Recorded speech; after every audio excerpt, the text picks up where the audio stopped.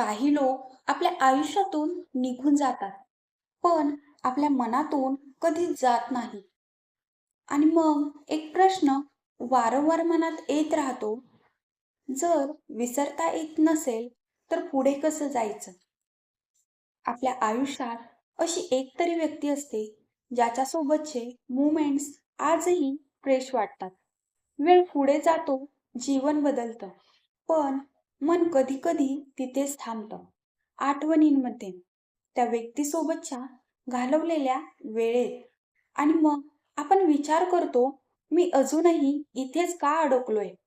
काही लोक विसरणं कठीण असतं, कारण ते फक्त व्यक्ती नसतात, ते एक फीलिंग असतात. जेव्हा कोणी आपल्याला डीपली टच करतं, त्याच्यासोबतचे मोमेंट्स मनावर ठसा उमटवतात. तो ठसा पूर्णपणे कधीच नाहीसा होत नाही. काही गोष्टी अपूर्ण राहतात. काही बोलायचं असतं, पण बोललं जात नाही आणि तेच थॉट्स मनात राहतात. आपण त्या व्यक्तीची सवय लावून घेतलेली असते. रोज बोलणं, रोज शेअर करणं आणि अचानक ती सवय तुटते. कधी-कधी आपण त्या व्यक्तीला नाही, त्या सवयीला मिस करत असतो. कधी-कधी आपण कोणालाच आठवत बसत नाही, पण काही छोट्या गोष्टी अचानक आठवण करून देतात. जसं एखादं गाणं, एखादी जागा, एखादा छोटासा साउंड आणि त्या एका गोष्टीमुळे पूर्ण आठवण परत जिवंत होते. असं का होतं? कारण आपल्या मेंदूला कनेक्शन बनवायची सवय असते. त्या व्यक्तीसोबतचे मोमेंट्स आणि त्या छोट्या गोष्टी एकमेकांशी जोडलेल्या असतात.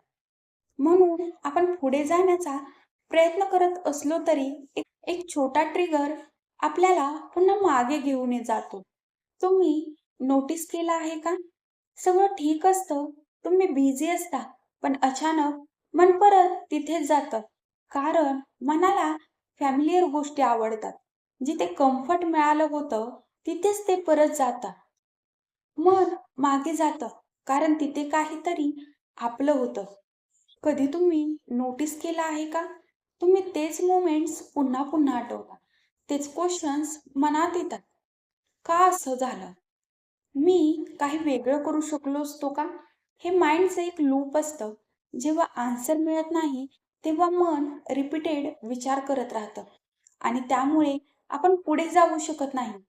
कारण मन अजूनही समजून घेण्याचा प्रयत्न करत असतं.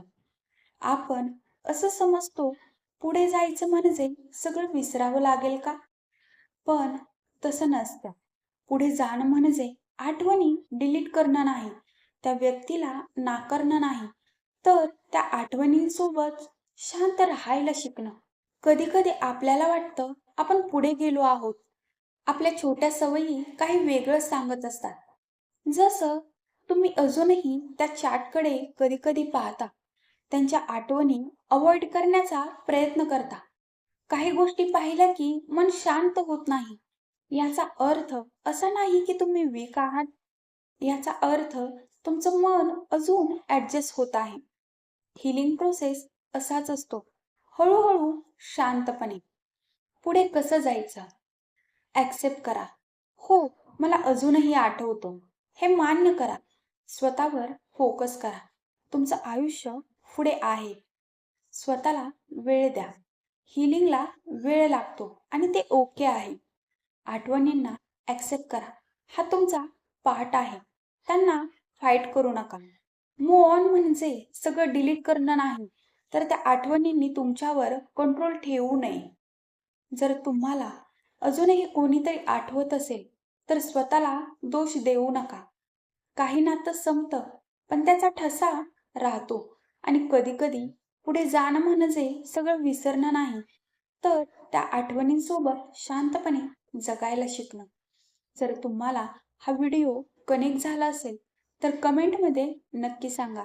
एक लाईक करा आणि अशाच नवनवीन व्हिडिओसाठी चॅनेलला सबस्क्राईब करा. Thank you for watching.